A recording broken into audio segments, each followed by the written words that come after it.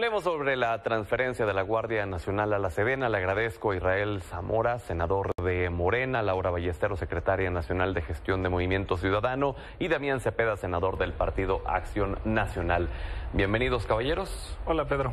Qué gusto estar acá. Saludos. Qué gusto. Y saludos allá a casa, a Laura. Y saludamos también a Laura Ballesteros. Buenas noches, Laura. Hola, buenas noches. Qué gusto saludarles y a la distancia una vez más, pero bueno, esta patita ya va sanando. Pronto te esperamos por acá cuando te recuperes. La salud es primero. A ver, comencemos. Damián, ¿qué es lo que tú estás viendo? ¿Qué riesgos estás contemplando? Te escuchaba ayer en entrevista aquí en Milenio Televisión, más temprano. Platícanos un poco de lo que estás viendo en esta transferencia de la Guardia Nacional a la Sedena. Con mucho gusto. Mira, yo lamento mucho el anuncio que hizo la presidenta electa Claudia Sheinbaum en esta gira acompañando al presidente, en donde dice pues que la Guardia Nacional se va formalmente ya a escribir, en la Sedena, es decir, a militarizar.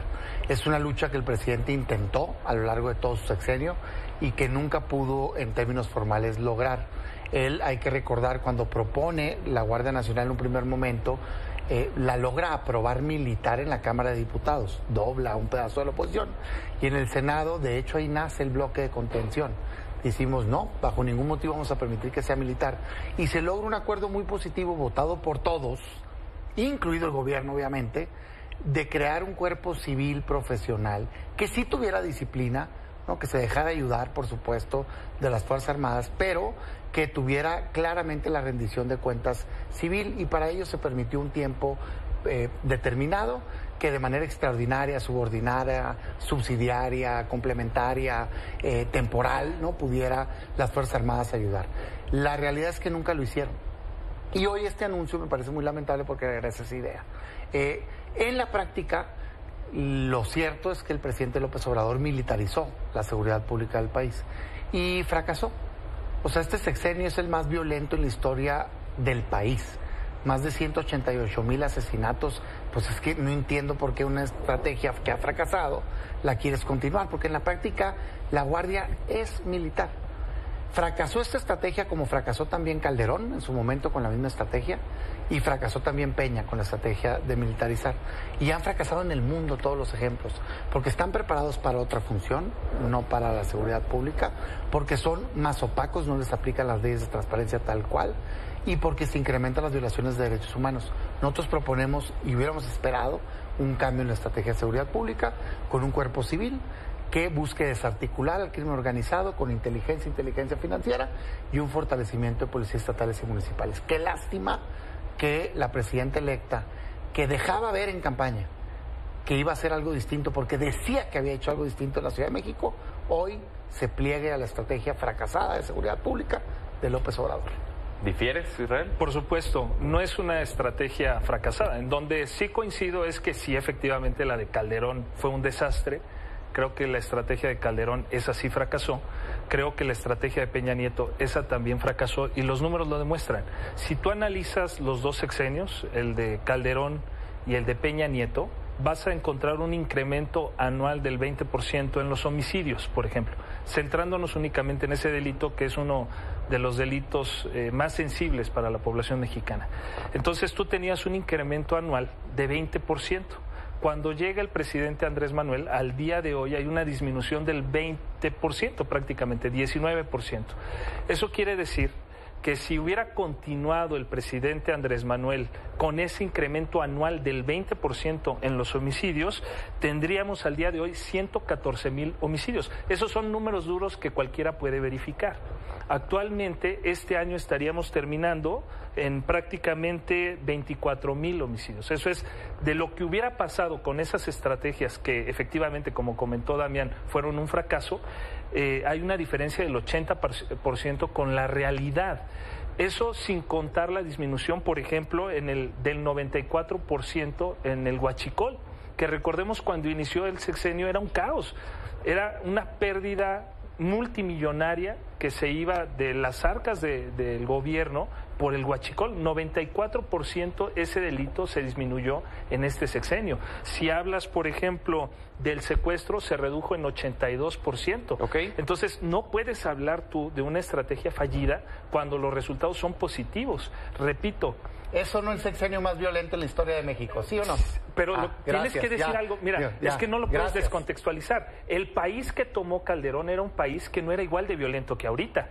Calderón tenía en su sexenio, cuando lo tomó, 8,000 homicidios. Hace 12 años, más bien nunca gobernó. Tan desgobernó el país que provocó que la condición del país fuera tan violenta que ojalá, bueno, ¿qué hubiera pasado si el presidente Andrés Manuel hubiera tomado el México que tomó Calderón? Cuando había 8,000 homicidios al año, 8,000 homicidios al año, los dejó en 25,000. ¿Qué hubiera pasado con la estrategia? Si la estrategia del presidente Andrés Manuel la hubiera tomado e implementado Calderón, en lugar de dejar 25,000, hubiera dejado 7,000 homicidios al año. Entonces, para acabar y dar a lo que voy es, la estrategia ha sido efectiva. Con Laura. Y esos son números duros. Sí, cierto, esos son números duros los que te acabo de dar. Laura, adelante. Claro que sí. Bueno, a ver, creo que aquí hay muchos temas sobre la mesa, sobre un asunto tan importante como es la militarización de la seguridad pública del país. Primero decir que no nos confundamos, Israel, es que es la misma estrategia. Ha sido la misma estrategia desde Calderón hasta ahora, en donde las cifras también son claras. El INEGI nos dice que se ha aumentado en un 300% el número de muertes en este país a causa de esta estrategia, por la militarización en un más del 100% de elementos hoy en el campo para militares, para procurar una labor de seguridad para la cual no están ellos entrenados. Eso es un punto que es indiscutible porque están los datos, son del INEGI.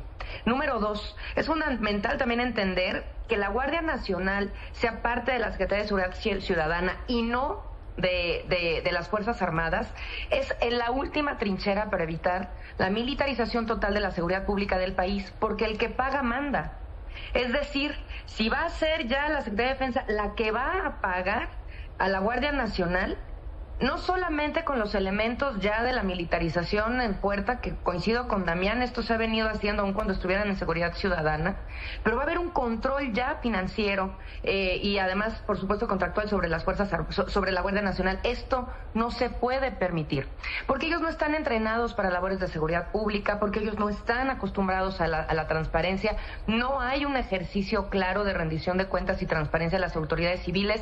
Lo hemos vivido en el Senado, que el Senado es la autoridad a la que tendrían que rendirle cuentas, a la Comisión Bicameral, también de diputados y de senadores. Y discúlpenme, pero la Comisión de Defensa de la Cámara de Senadores, por ejemplo, de la que fui integrante, más bien la utilizan como una agencia de viajes, más que como un órgano para poder rendir cuentas y tener diálogo y negociación.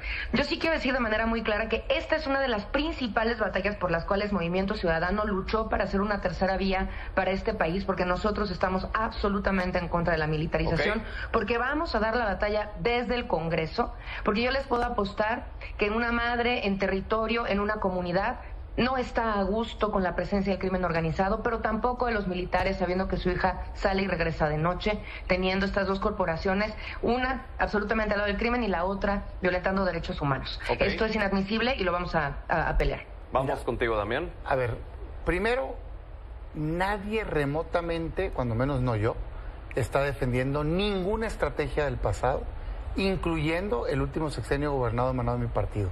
Yo sí tengo el valor de decir, esa fue una estrategia fallida, que fracasó y no debemos de regresar allá. Se puede hablar bien de otras cosas, pero de eso, para mí no. Y fíjate, como paréntesis, ayer vino el diputado Héctor Saúl Telles y él sí defendió la estrategia de Calderón. Pues a mí me parece irracional porque, en efecto, agarraron con un número de muertes y la entregaron con un número superior. Me parece equivocado. Creo que hubo buena fe, pero militarizar el país es un error. Es un error para él y es un error en cualquier lugar del mundo. ¿Qué pasa ahora? Y también creo que lo está cayendo en el mismo error López Obrador, y por eso no comparto la visión. Si tú agarras sexenio con sexenio, que así se compara, pues. No existe punto de comparación. Hay 188,000 asesinatos ahorita en estos 5 años y pico que lleva López Obrador. Nunca en la historia de México, para ser claro, ha existido un sexenio tan violento como este. Querer decir que funciona la estrategia cuando te quedaste en el pico de la violencia, la verdad es que es bastante negativo. ¿Qué sucedió? Llegó al pico en el último año de Peña Nieto y lo que han hecho es conservarse en el pico. Y bajan 500 homicidios, 600 homicidios. Solo le han ganado a 2 años en la historia de México y quieren que se le celebre. Y luego no es cierto que le hayan ganado. ¿Sabes qué pasó? Que los ocultaron. Incrementaron a 47,000 los desaparecidos no localizados. Ahí están, hombre. Nomás con que agarres 1,000 de ahí ya no hay disminución. Entonces yo lo que digo es, oye, tienes 30% del territorio nacional dominado por el crimen. Tienes más homicidios que nunca y te atreves a continuar por ese camino. Nosotros proponemos un cambio a la estrategia para que la Guardia de entrada combata el crimen. No lo está combatiendo. Dato del informe de la Guardia, son responsables tan solo del 2%, así como dicen mis deditos, 2% de las detenciones en el país. Simplemente patrullan, no combaten el crimen está apoderado del país. Necesitamos un cambio ya, una policía civil, Guardia Nacional Civil, con inteligencia financiera, que desarticule al crimen organizado y fortalecer policías locales, porque los delitos, más del 90% están en las colonias. Imagínense a la Guardia Nacional, militares con hammers, con armas largas, patrullando, persiguiendo robo, casa, habitación. Eso es lo que proponen. Por Dios, hombre. Israel, en este caso en el que se llegara a concretar la transferencia de la Guardia Nacional a la Sedena, ¿se tendría que hacer una reestructuración de la Secretaría de Seguridad y Protección Ciudadana con Claudia Sheinbaum? La Secretaría de Seguridad Ciudadana va a continuar con la coordinación de la Estrategia de Seguridad Nacional. Ellos, por eso tampoco comparto lo que manifiestan de que según se va a militarizar. El mando, la coordinación de toda la estrategia permanece en la Secretaría de Seguridad Ciudadana, y también recordemos que todos los años se envía un informe del comandante de la Guardia Nacional al Senado de la República. Probablemente Laura no lo vio, pero cada año nos mandan un informe de todas las acciones e incluso las bajas que tuvieron, las personas que fueron aseguradas, etcétera, y eso lo realiza la Guardia Nacional. Te lo pregunto porque se habla mucho respecto a Omar García Harfuch, de los resultados que se presumen ustedes dio en la Ciudad de México, que eventualmente podría llegar a ser él el titular de la Secretaría de Seguridad. Pero lo que se cuestiona en este momento es, pero entonces sí va a diseñar la estrategia, pero ¿cómo va a encargarse de operar y de dar resultados a través de eso? Claro, Pedro. Mira, la estrategia de seguridad nacional no es la Guardia Nacional. La Guardia Nacional es una herramienta para implementar la estrategia de seguridad nacional, que incluye, por ejemplo, primero, acabar con la corrupción. Ese es uno de los ejes centrales de la estrategia de seguridad. Que nunca más el crimen tenga un secretario de seguridad vinculado con ellos, trabajando para ellos. Lo grave de haber tenido, por ejemplo, un secretario de seguridad es que imagínate los operativos que organizaba de sus propias personas para enviar a combatir el crimen. Prácticamente los ponía literalmente como carne de cañón. ¿Te refieres a García Luna? Así es. Y que entonces, ese es un segundo punto de la estrategia de seguridad nacional. O sea, repito, la Guardia Nacional es una herramienta que se utiliza para implementar esa estrategia, que es mucho más compleja, que incluye la participación. En ningún otro gobierno se había realizado todos los días a las 7 de la mañana, a las 6 de la mañana, una mesa para coordinar esa estrategia, todos los días. Entonces, a lo que voy es una estrategia que también implica la atención de las causas. Y, por supuesto, el combate al crimen organizado sí se realiza a través de esta herramienta que se llama Guardia Nacional. Una Guardia Nacional profesionalizada, porque los gobiernos anteriores permitieron que el crimen organizado se organizara. Ahora lo calificamos como crimen organizado porque esos sexenios dieron pie a que se organizara y crearon una estructura sumamente compleja con mucho poder y muy... Combátanlos, no los combaten. Se está haciendo a través de la Guardia Nacional. Laura. Bueno, a ver, hay una estrategia fallida de seguridad que viene desde el sexenio de Felipe Calderón hasta la fecha. Incluso hubieron intentos por justamente legalizar la militarización de la seguridad pública con el desempeño que ya estaban teniendo las Fuerzas Armadas desde el sexenio de Calderón. No lo habían logrado, no se habían atrevido tanto, y la realidad es que Morena lo hizo y hoy es una realidad. Y sí había una esperanza que hubiera un proceso de aquí a los siguientes años de que esas fuerzas, esa Guardia Nacional, pasara a ser 100% civil y que pudiéramos tener una policía civil capacitada, que tuviera los recursos necesarios, que hubiera apoyos también para las policías locales. Nosotros hemos planteado como Movimiento Ciudadano una reforma fiscal amplia y progresiva para el país, que pueda también financiar este tipo de despliegues hacia la policía de barrio y que podamos tener atención a los crímenes de asuntos comunes. Pero yo sí quisiera decir un par de cosas que me parecen interesantes, porque sí creo que es muy difícil, y entiendo, Israel, o sea, defender una situación indefendible como es la militarización de la seguridad pública. A ver, punto número 1. No se están disminuyendo los asesinatos, eso es un punto que está sobre la mesa, no lo pueden defender. Punto número 2, si se necesita crear una nueva estrategia que sea civil, no pueden darle más fuerza a las Fuerzas Armadas, porque eso sería reconocer que estamos en una situación de guerra. El haber metido a las Fuerzas Armadas a trabajar la estrategia de seguridad de este país e implementarla es reconocer de facto que estamos en una guerra. Y si eso es verdad, tantos recursos que se le han asignado a las Fuerzas Armadas desde entonces, porque han sido las más favorecidas en términos presupuestales, pues no les da ningún incentivo para pararla, ¿eh? No les da ningún tipo de incentivo para que las cosas cambien y no hay ningún contrapeso que ustedes estén poniendo para que esto funcione.